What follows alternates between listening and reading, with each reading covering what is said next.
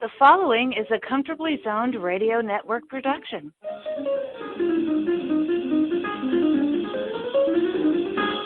All right. Welcome to the program called Ask Claire along the Comfortably Zoned Radio Network. I'm your host. My name's Claire Hall, and every week I get the chance to talk with really interesting people who I think have interesting things to say. And I hope you enjoy these programs as well. More and more, I'm hearing from people who are listening and are appreciative, and so I thank you all for that feedback. And we jump all over the map with all kinds of topics on the program, but one thing I keep returning to is life as a transgender individual in the United States. As you probably know by now, I am a transgender woman, and I have welcomed a few other trans women to the program. But tonight, I get to welcome a friend, James Jensen-Grace. Good evening, James, and how are you? I'm doing well. Thank you for having me, Claire.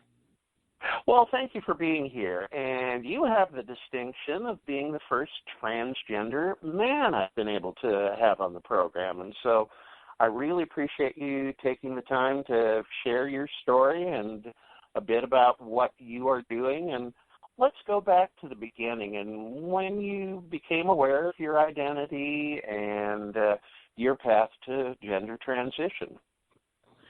So my earliest memory actually dates back to this moment where I was standing in McDonald's and we were standing looking at the toys. And this little girl beside me kept telling me I was a little girl, but I kept telling her that I was a little boy. I don't know what was in me that made me realize that at such an early age, but it just was so prominent in my mind that I was more masculine than feminine. Throughout school, I was really enjoying sports. I loved playing with the boys on the football field, running around. I loved playing basketball. I actually kind of wanted to be in the NBA. And then into high school, a lot of people identified me as a lesbian, but I just really didn't fit that label. Because for me, I just felt like all the other boys that were in school, I just kind of felt like I was just one of them, and I just looked at the pretty girls. I'm the youngest of 8, so right after high school, or kind of getting just right out of high school, I was playing an online game that I had played for many years, and I ended up meeting a guy that was from Portland, Oregon, actually. And at the time, I was living in northern Idaho, in a very, very small town. This friend of mine, he was actually trans, and he actually kind of called me out on it and told me to just be myself and come out of the closet. I think about a month later, I went to a drag show, and this woman that was giving a speech at the drag show, she was kind of giving a couple different talks at the drag show, and she came up, she introduced herself to me, and she kept calling me her white chocolate man. For some reason, out of all things. And for some reason, it felt right, and it felt normal for me, finally. Yeah.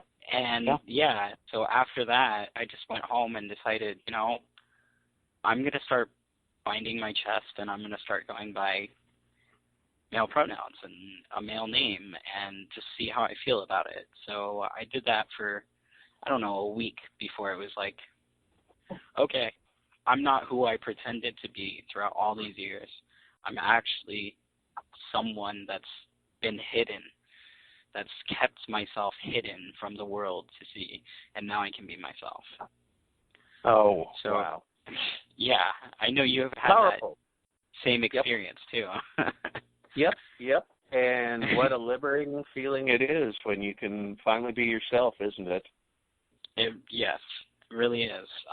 And I had a lot of hardships, actually, trying to be myself in a community that I wasn't turned down for just one job. I was turned down for 2 jobs because of being transgender. And unfortunately, I didn't know if I could do anything about it. I knew that Idaho was a right-to-work state, and I don't know, it was a little scary, but it was like being knocked down wasn't going to keep me down. I was going to find somewhere that I could work, that I could be myself and be okay, because my identity does not mean that my work ethic is going to be less at all. So throughout the years, I think it took about a year before my family started to kind of catch on. I actually told my mom Thanksgiving time. I kind of mentioned it to her, and she kind of brushed it off her shoulder. And then Christmas time, I was dragged out of the closet by my entire family. Oh, my. And like I said, the youngest of 8, so it was a little scary. One of my brothers was really pulling, really wanting me to be out in front of everybody, I guess. I didn't know about his support or not. I had a brother that he's a nurse, and he wanted to give me the breakdown on some of the statistics of losing filling or transitioning back, detransitioning back to what you were before, which, there's a lot of myths around that. A lot of people do that because they just don't feel accepted by their doctors, by their family, by their friends. So then a lot of people just decide, it's not worth it. I kind of got to one of those points later on in my life, too.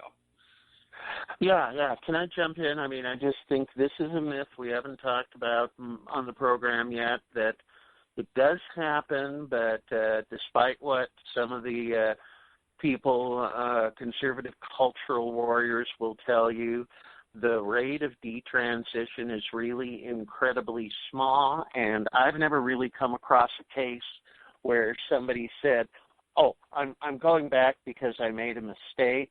It's exactly what you've described, going back because they don't have the resources or support to become who they know they are. Yeah, and if you don't have that support, you feel like you're just a disgrace against your family, friends, society. Like, I've definitely been in that moment in my life where I've felt like, there was nothing for me because I couldn't be me, and I was going to have to make other people happy. Yeah. And another thing that you've brought up, again, you mentioned some people, assuming that you were a lesbian, and it happened when the word started to get around town here that something big was happening in my life. I found, nobody guessed that I was coming out as transgender. A few people thought, oh, he's going to say he's gay. And even people, I think, who are, empathetic, wanting to learn, I've run into several, and how about you, who just, they don't get that gender identity and sexual orientation or sexual attraction are two distinctly separate things. Very, very, very, very different, yes. Even, throughout my transition, I've constantly had people say, oh, your girlfriend, was she a lesbian before she started dating you? Was she bi before she started dating you? Because, you were a woman. No, that's not the case. She's dating a man. I just happen to be a little bit different.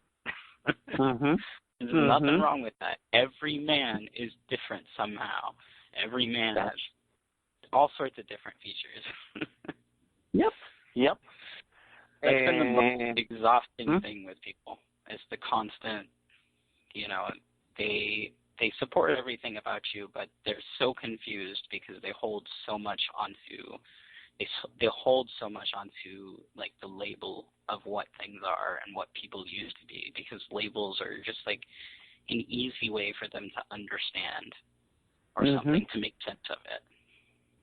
Yeah, that's a very wise observation. I think I've made a few more trips around the sun than you have, and so I find with people in my age group, I'm curious, it sounds like you perhaps may be running into this too, that some people can wrap around their minds around the idea that I traveled more or less from one end of the gender binary to the other. But when you talk to them about people who really don't identify with either gender, somewhere in between, non-binary, they, them pronouns, that just really seems to blow a lot of minds, doesn't it? It does. It does. Even with my age group, it still does. There's a lot of people. Yeah. And I got to say, like, the other day I was reading comments on a post that I had seen that was mentioning they, them pronouns, and it's really sad to see confusion turn into, like, an ignorant kind of arrogant behavior. I don't even know how to describe that distinctively, but it's just crazy because it's like some people wrap their heads around the transgender, like some of the transgender issues, but when it comes to the non-binary, it's like so many people think you have to choose exactly who you are, when in reality we're spending our whole lives trying to figure out who we are. Amen, amen. Yeah, and if people are aware of Native American culture, many other non-European, North American cultures, that, the idea of multiple genders is not an odd, rare, or new thing. It's not at all. I've heard it's dated back to, like, the beginning of time even, so I've yet to do my research. Yeah. I would believe it. We're getting into another theme. I was very lucky to know two transgender women prior to my transition, and I think they both, in separate ways, said, "Get ready to, whether you like it or not, to be a teacher of Trans 101." It seems like, whether we seek it out or not, that's just part of the fate of living in a bunch of in this time and place where, even though, it's been around for decades, but it just seems like maybe in the last decade or so that we're finally starting to make an impression on the mainstream. Yeah, I agree. I actually, early on in my transition, which was like, I think I'm about 10 years in now.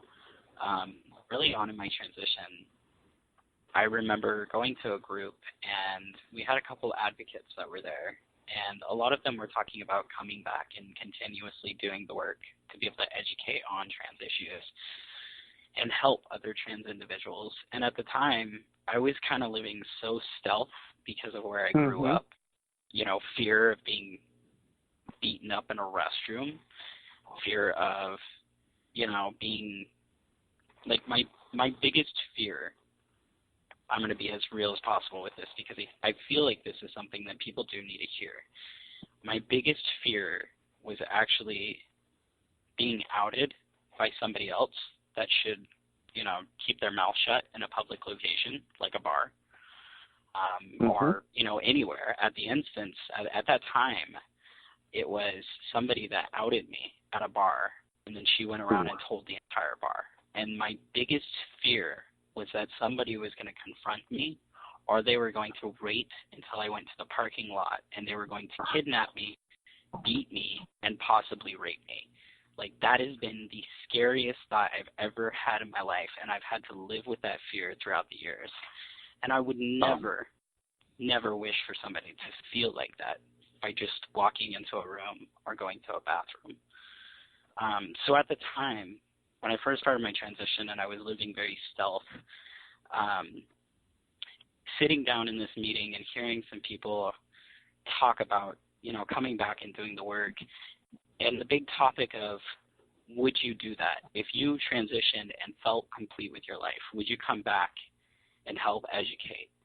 And a lot of people said yes, but for me at the time, it was like, no, I absolutely wouldn't. Like, if I can pass 100%, my life's good. Like, that was my thought process at the time. But now, it's like back in March, it fell into my lap to start educating healthcare providers on trans issues. And that's like my biggest passion, and that's that's all I want to do now. I just really want to put all of my focus into whatever I can do to make healthcare easier for trans individuals, because there's thousands of trans individuals that don't go back to be able to see a doctor because they can't get their basic exams covered, or they can't get their basic exams without being asked super deep personal questions. And people don't necessarily want that with their doctor, you know? Yes, we'd like to answer some questions, but when you're prying and you're asking me about stuff that's not relevant to my exam with you, I don't want to go back, you know? That's how a lot of people feel. So it's really interesting to see, like, how this pioneer phase has been for me, you know? Did you always want to educate in the beginning? Like, when you first started your transition, did you kind of want to educate, or were you kind of wanting to kind of step back a little bit? Well, you know, in my case, I think I did want to because, you know, for a couple of reasons. I just figured being an office holder, having some prominence or notoriety in the community, I just figured, you know, it would be, unless I was willing to pull up stakes, move to a different part of the country, change my name, you know, I really couldn't go stealth. And I just felt like my path, even though it hasn't been trouble-free, it has been so much easier than so many people that I've known, that I really was in the mode, if I can do anything to help anyone who follows me on this path, I want to do it. I just feel like it's my obligation as a human being to do it. I feel you on that. I agree with that. I like that. Yes. So let me tell you my own experience about healthcare, and then I want to have you have a chance to talk about what you're working on to educate providers. I mean, I think my own primary care provider, I just had a strong hunch. You know, he's a nice man and a good primary care doctor, I think. But I just had a sense he wasn't the person I needed to be working with to start my journey. And I was lucky that I was able to find about a 90-minute round trip away from me a nurse practitioner who did have experience and training in hormone therapy, and I got started with her. And then my first session, you know, and it's been a great journey, but my first session back with my regular doctor, I gave him the news, and, you know, he really, he was very low-key about it, but affirming. And then he asked me a question somewhere along the lines of, so can you tell me about exactly how these hormones are going to be changing your body? And I just kind of thought, well, really, you know, interesting. So, but that goes to show this is not part of basic medical education right now. So please talk about what you're doing to help fill that knowledge gap among medical providers. I definitely understand that instance of having to drive 90-minute round trip to be able to see just someone that has just a tiny bit of knowledge to be able to just help you significantly increase your happiness in your life with hormone replacement therapy, because your body just starts changing in the way that it should have changed all along, naturally for you, like connecting your mind with your body finally.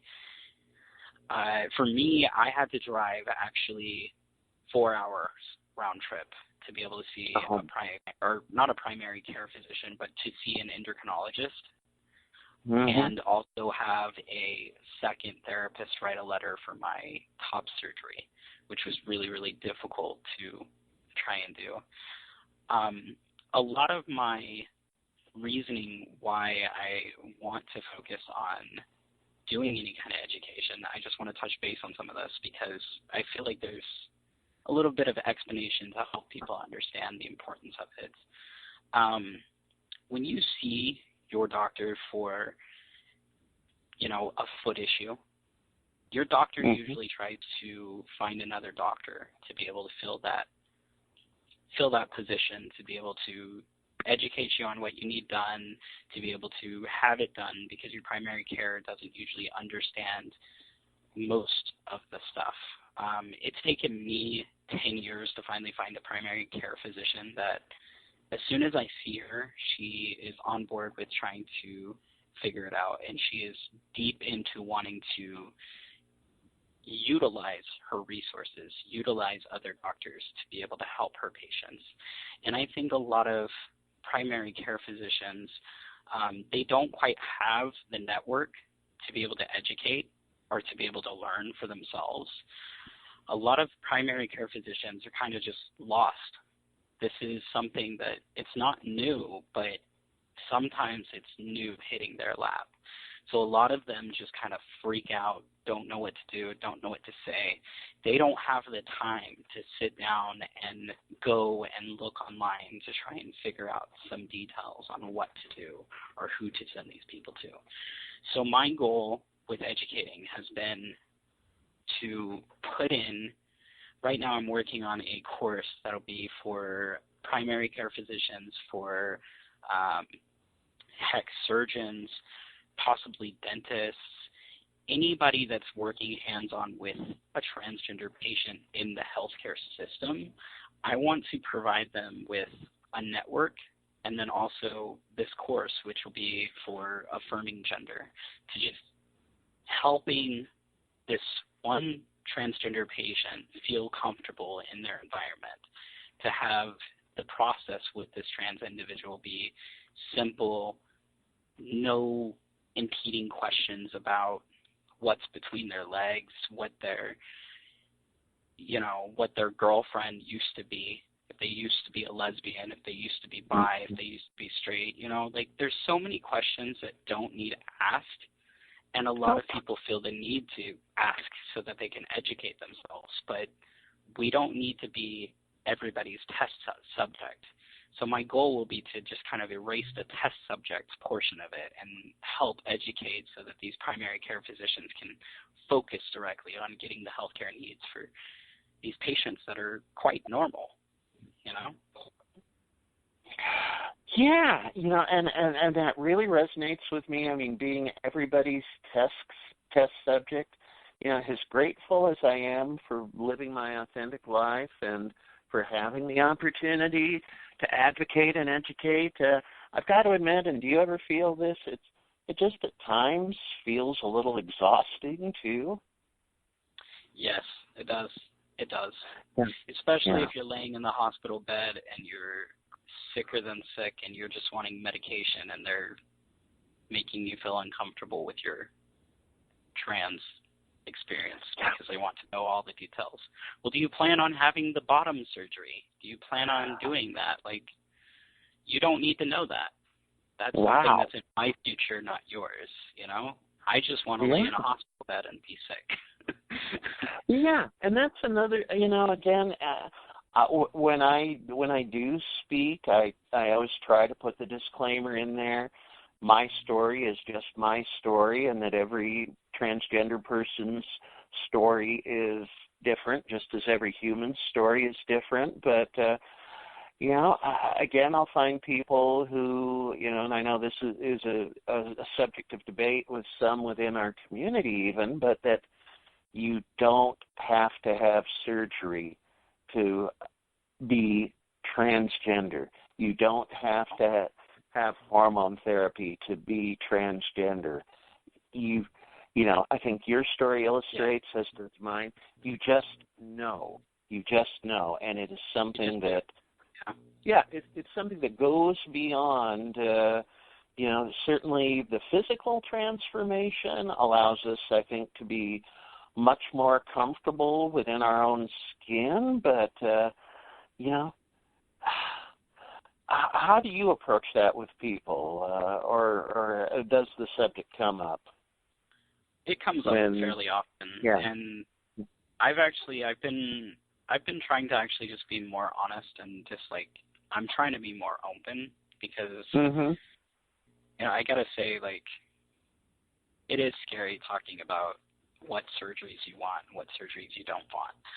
For the longest time, I wanted to complete all of my surgeries. I wanted to have my top surgery, and I wanted to have my bottom surgery. I had my top surgery,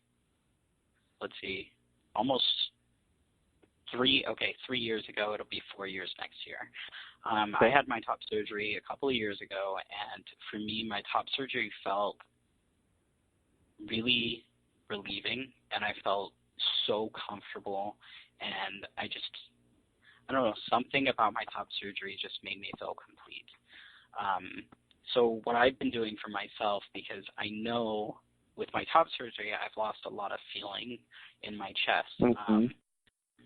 So bottom surgery is probably going to be the same.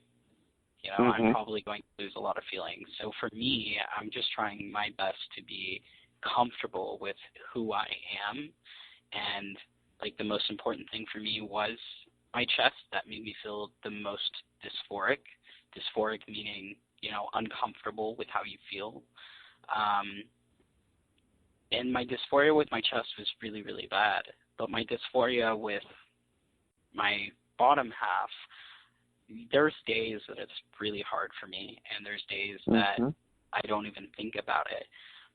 But I don't want to be, like, I don't see myself crossing over yet with bottom surgery, because bottom surgery, losing the feeling, having to, one of the main surgeries is they remove skin and muscle and I think a vein or something from your arm.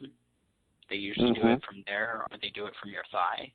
And I feel like that would be more uncomfortable going into a meeting, trying to shake somebody's hand, them noticing it, bringing it up, because you scar pretty poorly. I would much rather just have to explain this with my partner and say, hey, you know, I'm not like most guys, but all guys are different. And for me, I'm actually really blessed because I have a really awesome, accepting partner that listens to me and my needs. And, you know, you can find that with whatever bottom half you have. It doesn't make you who you are. That just makes your sex life be whatever it is. Wow. You know, I've never shared about my vision and my plans for surgery, but I want to follow your example here, James, and just let people know if they are wondering. I definitely want top surgery to be in my future, and hopefully sooner rather than later, since I did just recently turn 60 years old. I mean, kind of for the same reasons. To me, that is the most essential thing, to see the person in the mirror, you know, knowing that, that I'm real up there, that, it's nothing added. It's just who I am. For bottom surgery for me, I'll just say it's still a question mark. Again, I don't know where I'm headed in future relationships, but that I think, that's still a question mark for me. And I think, let's encourage people, if you get to know a trans person and they are willing to volunteer this information, that's wonderful. But let them. Yes. Don't ask them. Let them. No. That is, I think that's one thing I see again and again on various social media about the most invasive thing you can do, no matter how well-intentioned you think you are, is to say, oh, have you had the surgery yet? As if there was just one procedure. But, of course, there's a whole range of procedures. And anyway, facial immunization, there's all sorts of stuff. Exactly. We're coming around the bend, so James, I want to commend you for your work, and your advocacy and yours as well. Okay, well, let me get I have to throw that back to you. Well, thank you. It's been a pleasure and an honor getting to know you, and you and I and a mutual friend have shared one stage together, and I hope we have an opportunity to do that again. But here's a nice, simple question, not for closing reflections. How you see, as we go into a new decade, the 20s, the state of being transgender in the United States of America in the 2020s? Well, Yeah. This is actually an interesting question because I have been thinking a bit about, I can't remember which show it was, but it was like live based around some transgender lives. And it was a younger, newer pioneer speaking to a much older pioneer that was trans. Mm-hmm. And the older pioneer had, she went through decades of her transition, being very stealth and then being outed by the public because she played tennis. And I remember them sitting on the couch talking about it, and the older gal felt like we were never going to be accepted. And I remember she was so straightforward on that, but the other one was very open to, one day we probably will be accepted. I'm thinking that the next 10 years will actually be a really wonderful stage for us because we'll be moving from a fetish. I hate to put it that way, but we really are fetish-sized. Yeah. And I think this next 10 years, because there's so much development with mental health in our society, that this next 10 years is going to be much more accepting towards whatever differences people are. Just like things back in the day were very taboo, well, we're starting to get normalized to it. So I think the next decade is going to be very, very, very, very well for all of us. Oh, James, thank you for that. Closing on a positive note, and as rough as things are in some ways right now, I just try to take the long view, and I really think I really like your vision, and I share it. James Jensen-Grace. Just like a mountain, you got to climb up the hard mountain. You got to climb up the hard spot to be able to get the beautiful view and the easy climb back down. So. Oh, I love that metaphor. James, my friend, you've given me a renewed shot of courage and hope. So thank you. Hope to see you soon. And if not beforehand, have a wonderful holiday. Thanks so much for your time. Well, thank you so much, Claire. Until we next meet, happy trails.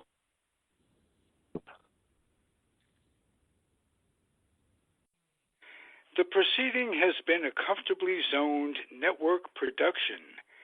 You are advised to keep your dreams wet, your humor dry, your children and grandchildren out of military recruiting offices, and off the laps of clerics who wear dresses. Thank you for listening, everyone. Happy trails.